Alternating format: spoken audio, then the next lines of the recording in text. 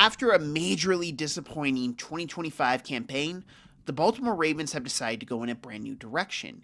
Entering the 2026 season, they have a new coach, they have a new staff, they maybe have new life. But the question remains, is this new staff, is this new on the Baltimore Ravens enough to get them over the hump, or are they just going to be another underachieving team? Well, today I'm going to preview the 2026 Baltimore Ravens and discuss that.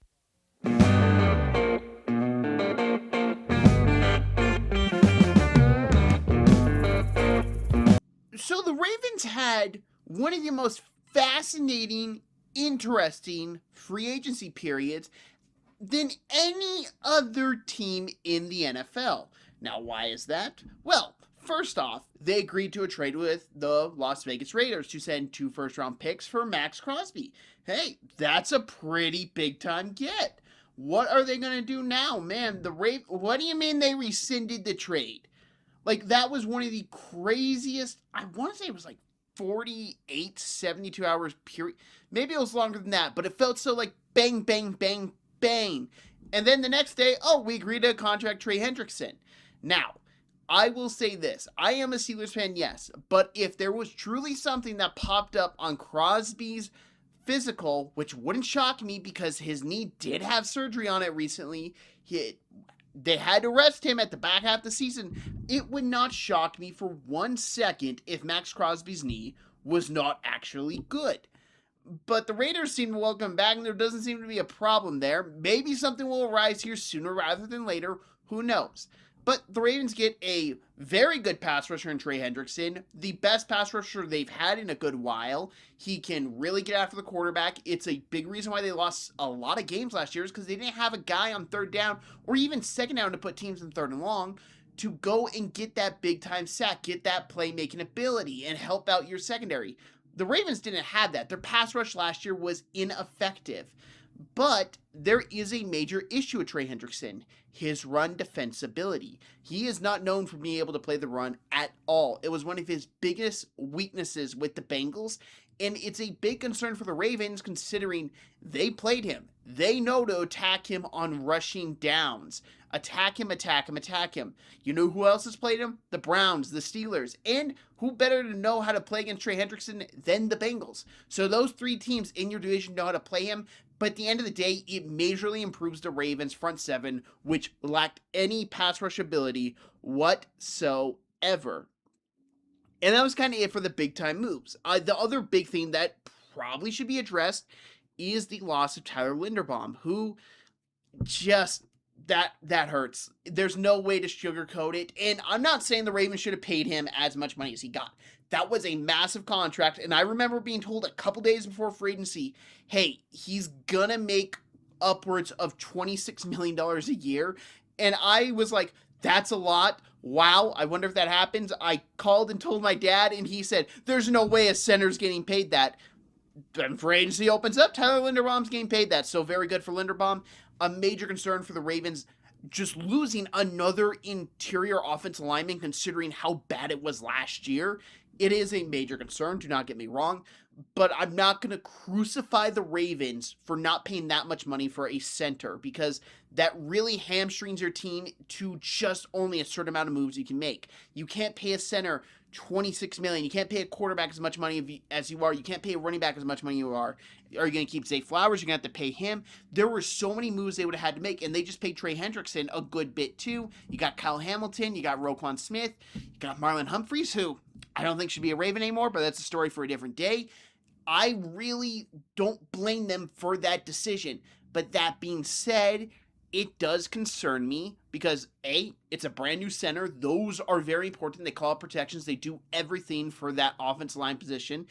And the offense line, the interior specifically, was really rotten last year. And losing your best player in the interior is not necessarily going to help your team take a step forward in that department. But again, I understand it, and I'm not going to crucify the Ravens because I do think Trey Hendrickson, bring him in the free agency period, is smart. And they overpaid for Maxx Crosby. Whether they did it by being sneaky or underhanded tactics, it was the right move to back out of it. They either got insanely lucky that they failed the physical, or they realized they overpaid and they did it themselves. Either one wouldn't shock me, but I can't really blame them for that. Overall, it's a fine free agency period. They weren't able to make a lot of big moves. They got probably the biggest weakness on their team filled, hopefully, but you do lose one of your best players on your team last year, and that's a hard guy to replace.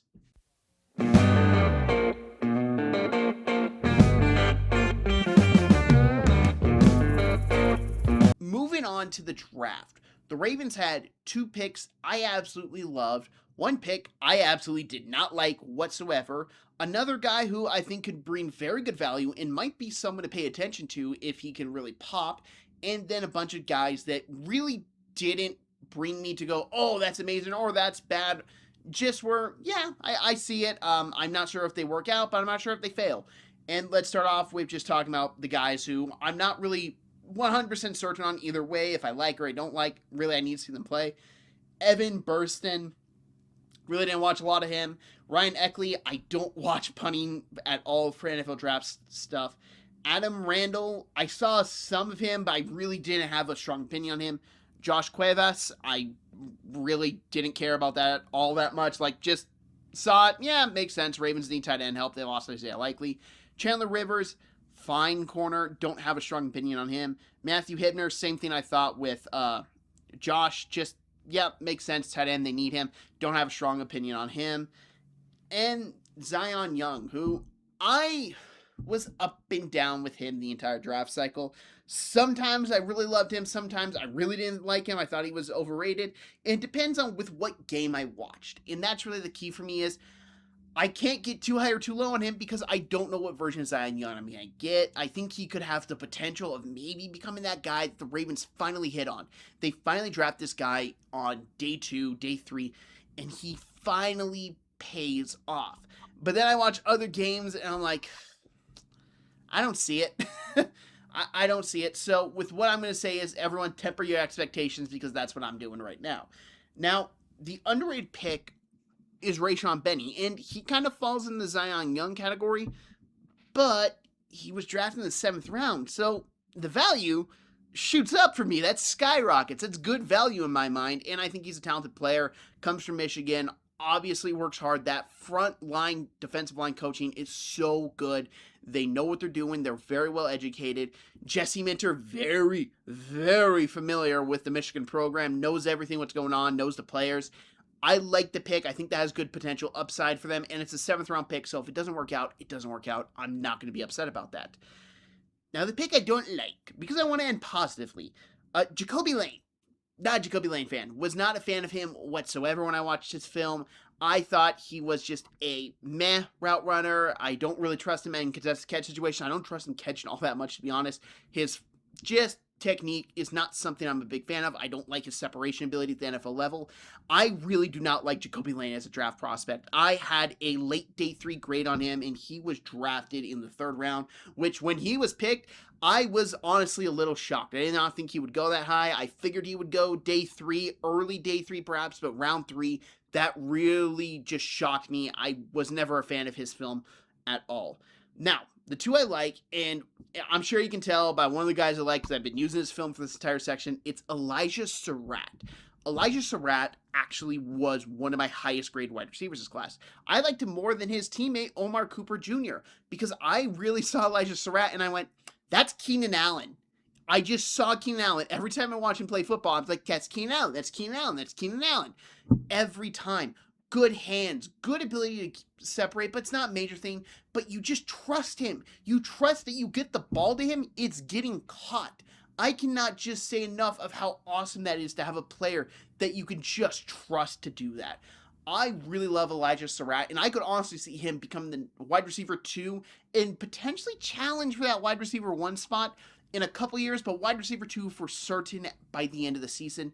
I think he's a tremendous football player, and like I said, he's Keenan Allen to me. Watch Keenan Allen Cal stuff and then watch his Indiana stuff side by side, and you'll be like, they're the exact same player, and that cannot be just a greater compliment than Keenan Allen, a guy who's still an NFL caliber wide receiver at his age. And last but not least, the 1st round pick, Vega. And I can't pronounce his first name fully yet. I tried the entire draft cycle, did not go well. But why did I like Vivega so much? Well, he was my 4th graded player in this entire class.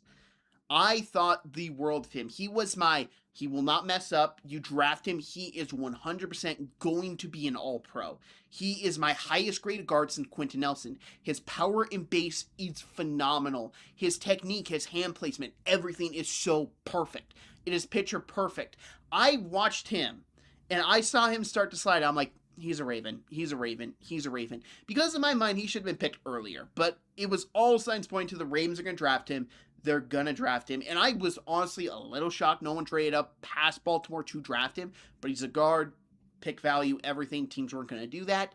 I think this is a home run pick for the Ravens. And I have not really been a major fan of Ravens drafts for a couple of years now. And this still kind of falls in the same thing of I don't really like everything they've done. I think it's a lot of meh and some 2 really amazing picks. And one I'm really excited to see what direction it goes. But Vivega, I just think, like, he is so good. I honestly don't know if they're that downgraded from losing Linderbaum to the point they might actually be an upgrade interior offense line. Because I expect him to step in day one and be that dominant, that amazing, and the Ravens desperately, desperately need that. So overall, I'll give the draft, honestly, an A-, because they drafted 2 guys I can see being in the league for 10-plus years, and that is a tremendous feat.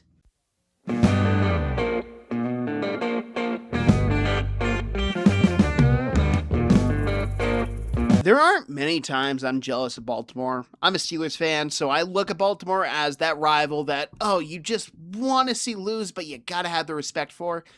Yeah, I was insanely jealous when they hired Jesse Minter, considering with what my team did at the head coaching position, because Jesse Minter is going to be an amazing head coach. With what he did with that Chargers defense, year in, year out, with, honestly, a bunch of scraps. He was literally, anyone who knows what I'm talking about, the first Iron Man movie, and it's Obadiah, I'm blanking on the villain's name, but he goes to the intern and he pretty much points out, Tony Stark built this in a cave with a bunch of scraps.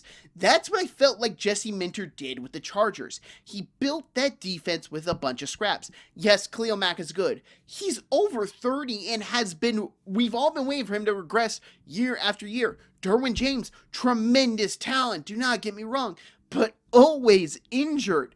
And then everyone else, they just draft guys. He makes them work. He makes everything work defensively. He has such a great defensive mind that him going to Baltimore makes perfect sense. He's from the Harbaugh tree. He's from that lineage. It is going to work unless the offensive coordinator hire is not good. And listen, I'm not going to get too deep into it because we haven't seen him call plays yet. He hired someone from the Ben Johnson tree, which is very key in my opinion. He's going modern. He's very much not going to just hire a Greg Roman type guy and say, we got to grind it out.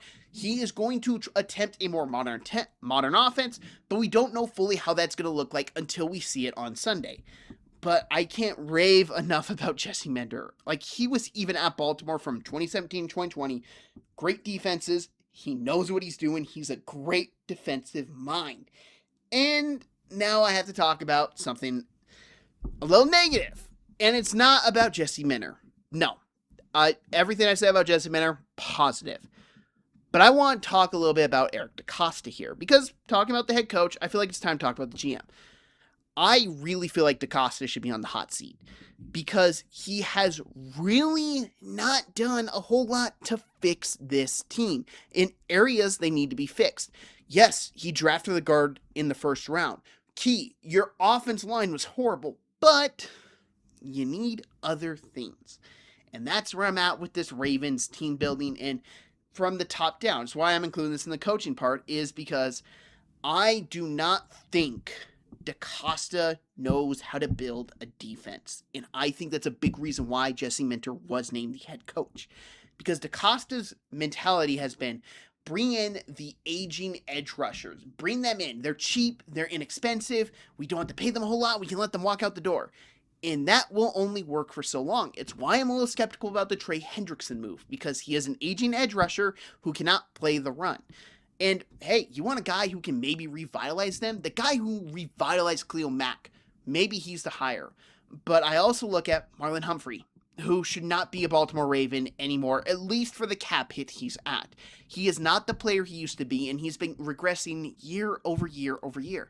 Kyle Hamilton has not been the same safety since Mike Macdonald left. And Jesse Minter, I think, can work with him. I'm not saying that at all. I'm not saying he's overpaid.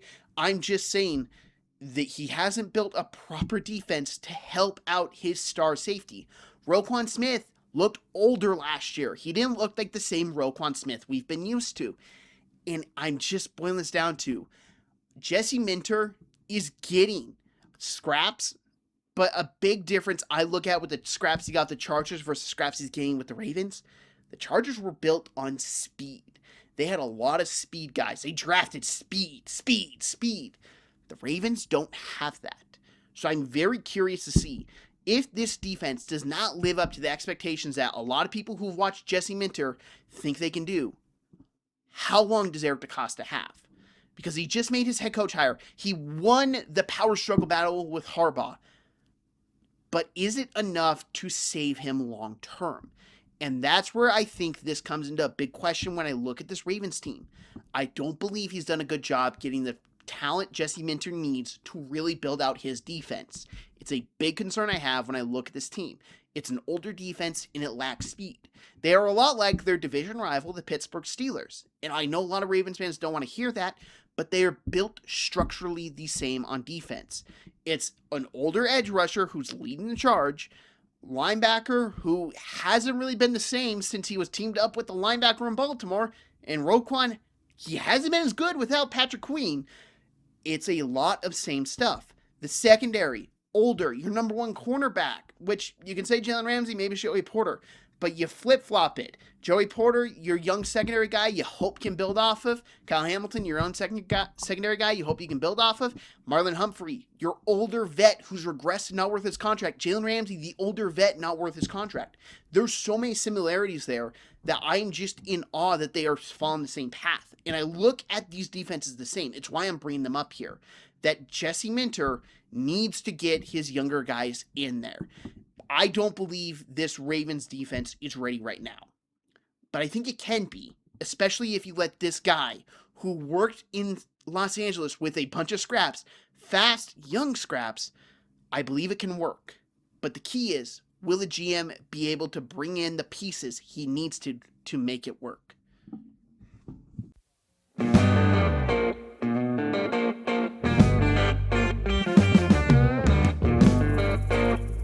Now, time to talk about with what I see in the Baltimore Ravens season. And I'm not certain on this team. If you can tell from the defensive talk that I really don't care for their defense all too much. I don't like how it's structured. I don't like that they're holding on to a bunch of pieces they should probably move off of. And I really don't think it's setting them up for great success.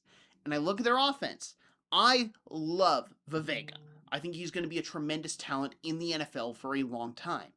But I look at the rest of the offense line, outside of Ronnie Stanley, I really don't like it all that much. And I just look at Lamar, a quarterback who is getting closer to 30, who has suffered a lot of lower body injuries. How long until Father Time comes for him? Because it comes for mobile quarterbacks faster. Their legs give out quicker because they run, because they suffer lower body injuries more often than pocket passers. It's what we saw with Cam Newton. His body took abuse, and he's much thicker. He's much bigger than Lamar. His body could absorb it better than Lamar's can. And then I look at Derrick Henry, who has been aging like a fine wine. But Father Time is undefeated. How much longer can Derrick Henry just keep up this terrific pace he's been on? And then I look at the receiver room. Elijah Surratt is a rookie that I very much like and see great potential in him and can see him having a very good season this year. Zay Flowers is a guy who I think is very talented as well and can have that big time moment. But he's also had just some boneheaded fumbles and mistakes year in, year out that you don't want to see your top wide receiver commit. And then you have Mark Andrews. Speaking of Father Time, Mark Andrews has been aging very rapidly in front of our eyes year over year. And they just extended him too. Like, there's so many things I look at this Ravens team that I'm just like, I don't get what they're doing.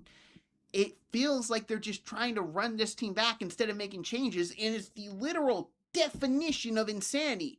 They're repeating the same process over and over again, expecting different results.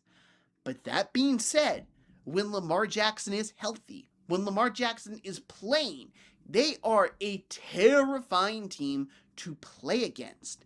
And it leads me to thinking they will be in the playoffs. They will be a wildcard team. But I can't have them winning the division with all the questions I have on this team.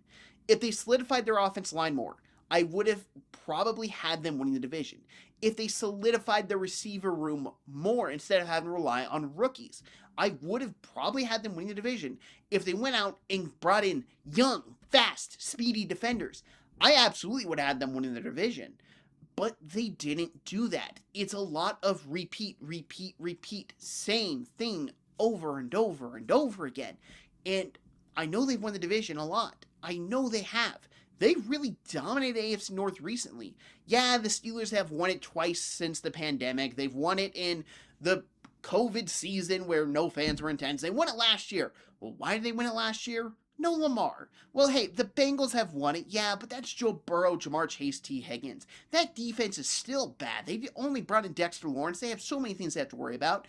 It's just like, do the Ravens have it in them for one last run with this roster? And I do believe it's one more run with this roster, because if they don't succeed this time, it's getting blown up. You're going to see a lot of defenders on different teams in 2027 if they don't win. You may not see Zay Flowers as a Baltimore Raven. You may not see Mark Andrews. There will be a lot of movement, and especially with the fact Lamar Jackson is going to need a new contract here sooner rather than later.